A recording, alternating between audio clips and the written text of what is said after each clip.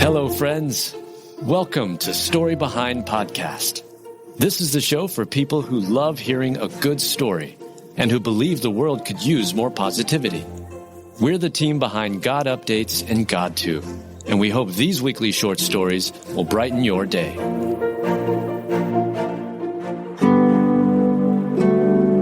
After falling asleep at the wheel, Oregon teen leaves hospital with hope to walk again. Written by Julie Provost, read by Julie Provost. On August 10th, an Oregon teenager, Paige Wood, 16, was driving in her pickup truck when she had a horrible accident. She was heading towards Crook County, Oregon, when she fell asleep at the wheel. According to the Oregon State Police, she crossed the center line, struck a guardrail, and hit a tree head-on.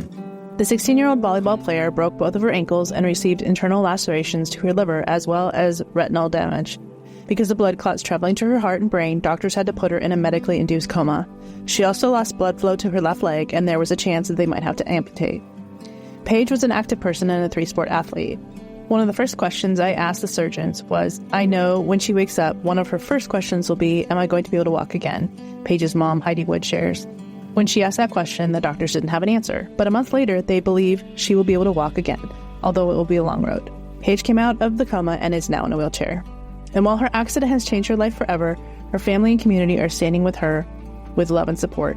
She's also received support from teams and businesses from around the country, from letters and messages to prayers for her family. My mom and dad are my biggest supporters, she said. I think the most special thing is that they're there for me through everything. Knowing I'm going to be able to walk again and they're going to be there to help me is really important.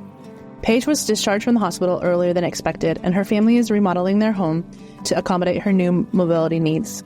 In an interview with KPTV Fox 12, Paige shares that her leg surgery scars are a permanent part of her story. I think it shows that no matter what, as long as you hold your faith strong, you can get through anything.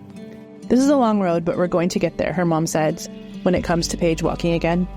The high school junior has a long road to recovery, and we will keep Paige Wood and her family in our prayers.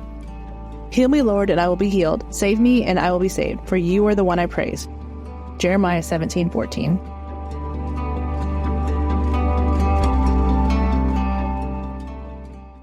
Did you know that Gen Z and millennials are leading the resurgence in church attendance? That's right. New research out from GLUE and Barna as part of the State of the Church initiative shows that Gen Z and millennials are now attending church more regularly than older generations. This is a historic reversal in church trends. And GLUE, spelled GLOO, is at the center of all of this. They're the technology platform for the faith ecosystem, connecting you with the latest research, technology, and values-aligned AI that supports churches, and ultimately, human flourishing. GLUE is on a mission to serve those who serve, the pastors, leaders, publishers, and more in the faith ecosystem.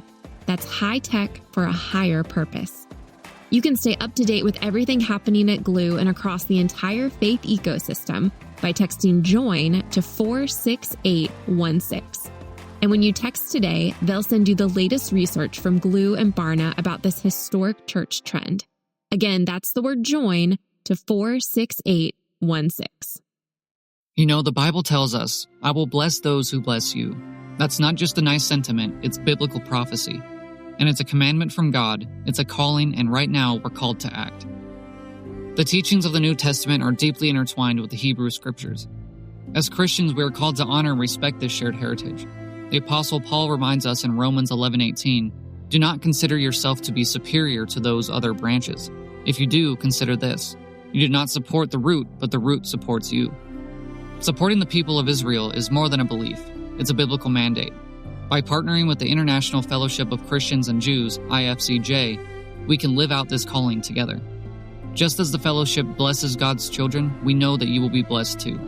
Learn more about the fellowship and how you can live out your faith, bless Israel, and be blessed in return. Visit ifcj.org today. Again, that's ifcj.org. Be the blessing, live the word, answer the call.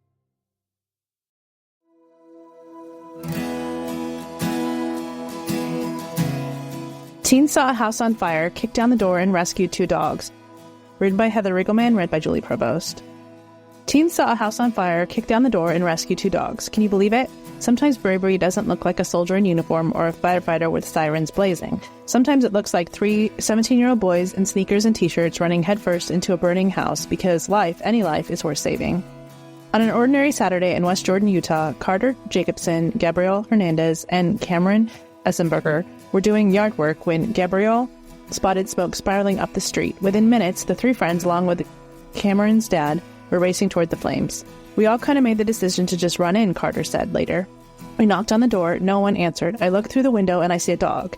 And so our first thought was, hey, let's get this door open. Doorbell camera footage, now seen by hundreds of thousands, show the boys slamming their shoulders and legs into the locked door until it finally gave way. Inside, the air was thick, heat rolling like waves. Carter sprinted into the laundry room, where he found 2 terrified dogs, trembling and pressed into the corner. That's something I won't forget, he said quietly, just how scared the dogs were. Meanwhile, Gabriel dashed into another part of the house, singeing his hair on fire, licked through the rooms, and a propane tank hissed nearby. Cameron helped lead the frantic rescue as flames grew higher. Only 30 seconds after the boys escaped, the entire room was engulfed. Minutes later, the homeowners returned. Carter remembers the moment vividly. She's crying. She goes, "Where's my dog?" And I'm like, "We already got them out." That's courage, holy, God-given courage. It reminds us that God doesn't wait until we're older, wiser, or more prepared to call us into brave acts. He places his spirit of courage even in the young. As Paul once told Timothy, don't let anyone look down on you because you're young, but set an example for the believers in speech, in conduct, in love, in faith, and in purity. 1 Timothy 4:12. Carter, Gabrielle, and Cameron didn't have time to weigh the risk. They just chose love over fear, and maybe that's what bravery really is, doing the hard, dangerous, sacrificial thing, because someone else's life depends on it. Friend, may we look at these boys and remember, God delights in using the least expected. He calls teenagers, mamas, grandmothers, and everyday people into moments that change everything. And when they step into that fire, literal or not, He is the one who gives us courage.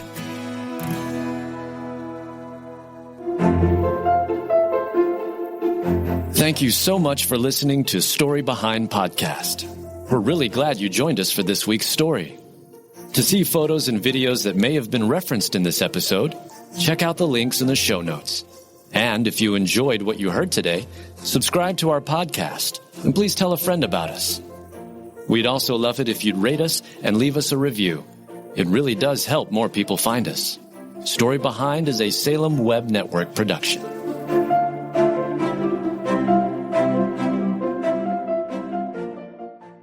At Thrivent, planning your finances is bigger than money. It's a way to support the people, causes, and community you love, because helping you put your faith into action is at the heart of what we do. Thrivent, where money means more. Connect with us at Thrivent.com.